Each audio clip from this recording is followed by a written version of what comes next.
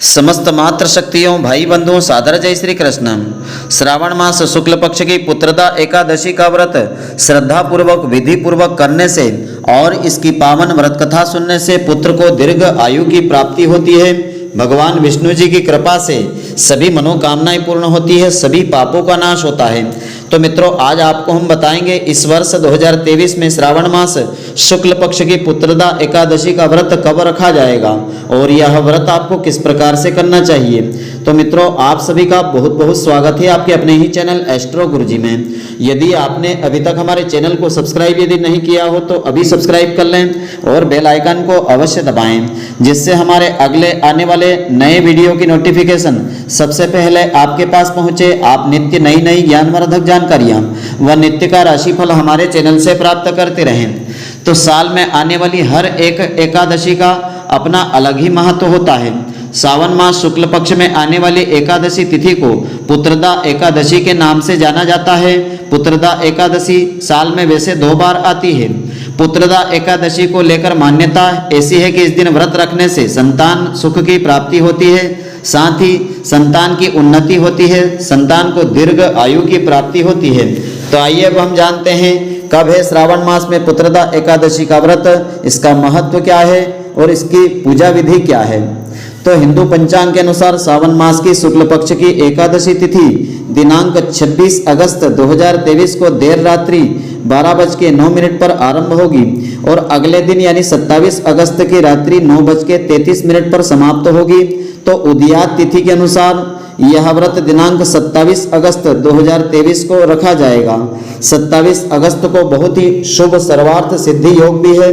सर्वार्थ सिद्धि योग प्रातःकाल 5:56 से आरंभ होगा और 7:16 तक रहेगा। इसलिए इस शुभ मुहूर्त में पूजा करना अति उत्तम और फलदायी रहेगा। तो पुत्रदा एकादशी का महत्व धर्म ग्रंथों के अनुसार इस प्रकार से बताया है। धर्म ग्रंथों के अनुसार पुत्रदा एकादशी का व्रत उत्तम फलों को देने वाला है। अगर किसी को संतान सुख में बाधा आ रही है तो वह इस व्रत को रख सकते हैं। साथ ही इस व्रत को रखने से संतान के सभी दुख कष्ट दूर होते हैं और संतान को उत्तम स्वास्थ्य और दीर्घ आयु का वरदान भी मिलता है। तो पुत्रदा एकादशी की पूजा विधि इस प्रकार से है। प्रातःकाल ब्रह्म मुहूर्त में उठ करके स्नान आदि करने के बाद साफ स्वच्छ वस्त्र धारण करें और अपने घर के मंदिर में शुद्ध गाय के घी का दीपक या घी का दीपक जलावें। इसके बाद भगवान विष्णु जी को गंगा जल से अभिषेक करावें। इसके बाद भगवान विष्णु जी को पुष्प तुलसी दल अर्पित करें। इसके बाद इस व्रत का संकल्प लेवें। साथ ही तुलसी जी की माला से 108 बार ओम नमो भगवते वासुदेवाय इस मंत्र का जाप करें। अंत में भगवान विष्णु जी की आरती करें। इस दिन भगवान को भी सात्विक वस्तुओं का भोग अर्पित करें। साथ ही विष्णु भगवान के भोग में तुलसी जी जरूर अर्पित करें।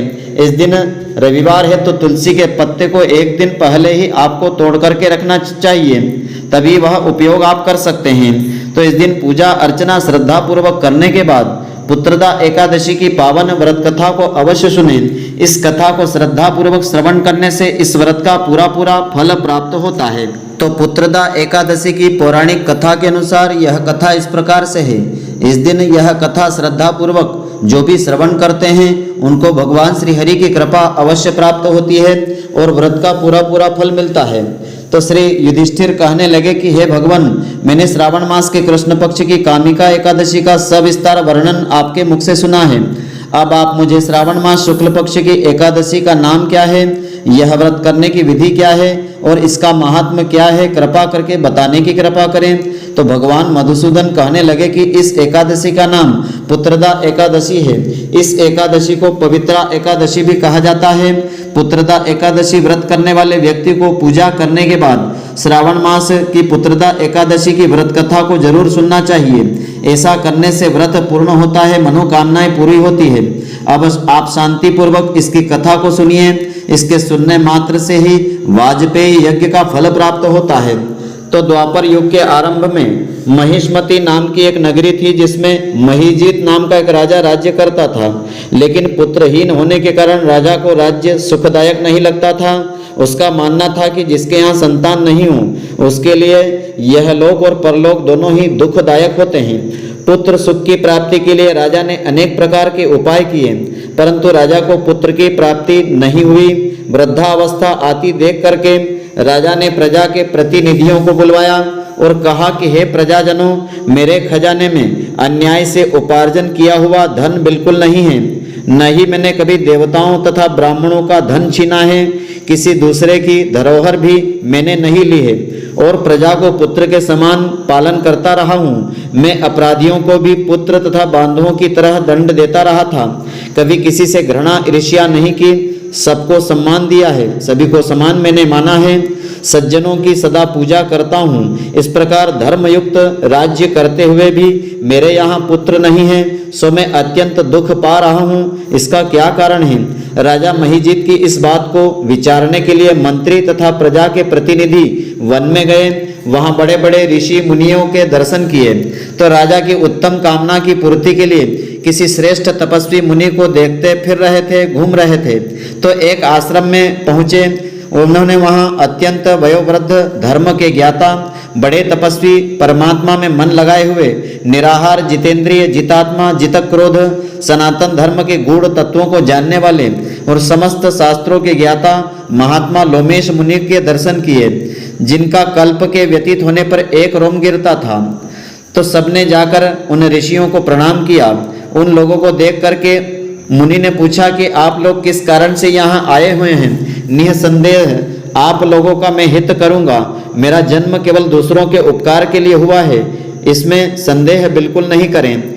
तो लोमश ऋषि के ऐसे वचन सुनकर के सब लोग बोले कि हे महर्षि, आप हमारी बात जानने में ब्रह्मा से भी अधिक समर्थ हैं, अतः आप हमारे इस संदेह को दूर कीजिए। महिष्मती पुरी का धर्मात्मा राजा महिजीत प्रजा का पुत्र के समान पालन करता रहा है, फिर भी वह पुत्रहीन होने के कारण क्यों दुखी है? उन लोगों ने आगे बताया कि हम लोग उसकी प्रजा हैं, अतः उसके दुख से हम सब दुखी हैं। आपके दर्शन से हमें पूर्ण विश्वास है कि हमारा यह संकट अवश्य दूर हो जाएगा, क्योंकि महान पुरुषों के दर्शन मात्र से अनेक प्रकार के दुख कष्ट दूर हो जाते हैं। अब आप कृपा करके राजा के पुत्र होने का उपाय बतलाइए। तो यह बात सुनकर के लोमश ऋषि ने थोड़ी देर के लिए अपने नेत्र बंद किए और राजा के पूर्व जन्म का वृत्तांत जान करके कहने लगे कि यह जो राजा है पूर्व जन्म में एक निर्धन वैश्य था। निर्धन होने के कारण इसने कई बुरे कर्म किए थे। यह एक गांव से दूसरे गांव व्यापार करने को जाया करता था। एक समय ज्येष्ठ मास के शुक्ल पक्ष की द्वादशी तिथि के दिन दोपहर के समय जबकि वह 2 दिन से भूखा प्यासा था, तो एक जलाशय पर जल पीने को गया था। उसी स्थान पर एक तत्काल ही ब्याही हुई प्यासी गौ वहां जल पी रही थी। गाय वहां जल पी रही थी। राजा ने उस प्यासी गाय को जल पीते हुए वहां से डंडे से हटा दिया था और स्वयं जल पीने लगा था, इसलिए राजा को यह दुख सहना पड़ रहा है।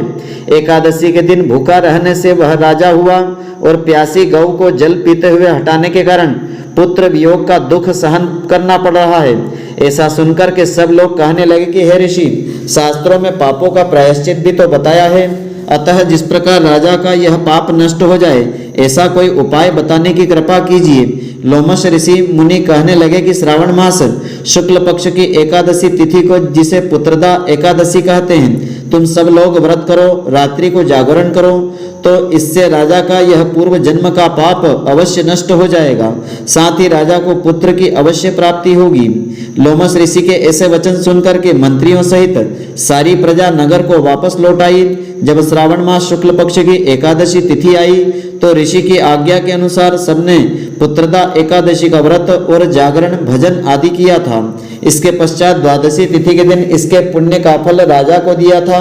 उसी पुण्य के प्रभाव से रानी ने गर्भ धारण किया और प्रसव काल समाप्त होने पर उसके यहाँ एक बड़ा तेजस्वी पुत्र उत्पन्न हुआ। इसलिए हे राजन, इस श्रावण मास शुक्ल पक्ष की एकादशी का नाम पुत्रदा एकादशी पड़ा है। अतः संतान सुख की इच्छा और संतान की दीर्घ आयु और सुख की प्राप्ति चाहने वाले इस व्रत को अवश्य करें। इसके महात्म को सुनने से मनुष्य महापापों से मुक्त हो जाता है और इस लोक में संतान सुखों को भोग करके परलोक में स्वर्ग लोक को प्राप्त कर लेता है। तो मित्रों, आशा करता हूँ कि आपको हमारी यह ज्ञानवर्धक जानकारी पसंद आई होगी। यदि आपको पसंद आई हो तो आप हमारे वीडियो को लाइक व अधिक से अधिक शेयर अवश्य करें। धन्यवाद। जय श्री कृष्ण मित्रों, फिर मिलेंगे।